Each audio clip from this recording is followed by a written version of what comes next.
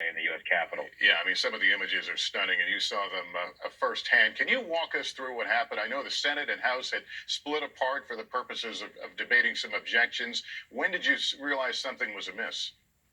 Well, it was almost simultaneous with the debate over the certification of Arizona's electors when the protesters started to gather at the foot of the Capitol, and things quickly descended into violence. You heard multiple flashbangs being deployed, which was presumably the Capitol Police trying to get the protesters to back off. The protesters were violently clashing with the police. Earlier in the day, one of the buildings had been evacuated when protesters breached the perimeter, and then somehow they breached the security perimeter of the Capitol itself, and they started breaking down windows, running amok in Statuary Hall, eventually got onto the Senate floor and the House floor, and then the vice president was evacuated by Secret Service, and then someone was shot, and it's my understanding that that person has died. I mean, that is the cost of what has happened today. I mean, someone died in the United States Capitol in America today. I mean, this is unacceptable. And I think,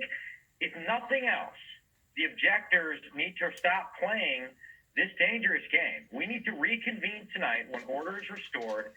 The objectors need to stand down. We need to certify the results of the election.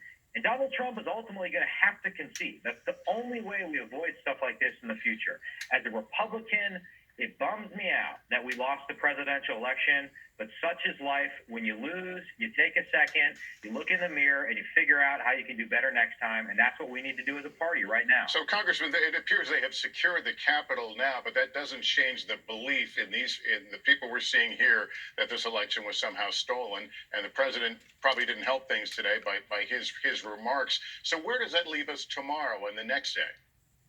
Well, I think the prudent move, once we all say it together, that the election's over and we support the peaceful transition of power, is to not dismiss the concerns of election fraud that we've seen in multiple states. I think many states, including my home state of Wisconsin, need their state legislatures to do a version of what Florida did after the 2000 election. There were certainly changes that were made at the last second in the midst of the pandemic, and we've had a massive increase in absentee balloting. And I think it's fair for the legislatures to take a step back and say, here's what worked, here's what didn't work, and here's how we can give our citizens confidence in the integrity of the election.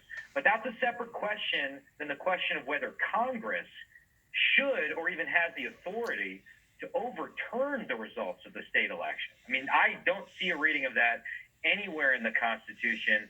That is a recipe for chaos. It's certainly not a conservative reading of the Constitution. It's a highly progressive one. And I just don't believe the federal government should have that power. That power belongs to the states and to the people. Congressman Mike Gallagher, we're glad you're well. Thank you for spending a few minutes with us. We appreciate it.